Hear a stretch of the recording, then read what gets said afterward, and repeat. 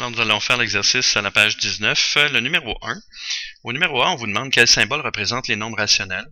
Alors, si vous avez bien fait votre devoir, les nombres rationnels se représentent avec le sigle suivant.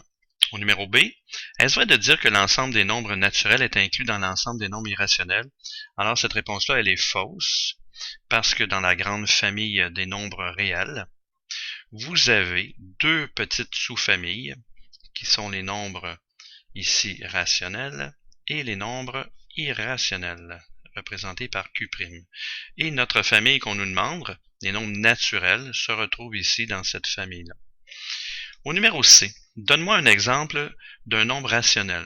Alors, rationnel veut dire ratio. Tous les nombres, ratio veut dire aussi une fraction. Alors, tous les nombres sous forme de fractionnaire, 0,4. Et aussi, on pourrait avoir dans cette famille-là des nombres périodiques.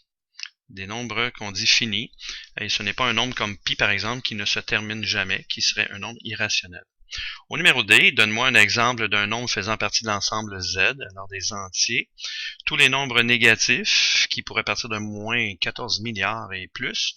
Alors, tous les nombres négatifs, mais cependant entiers, se font partie des nombres des entiers.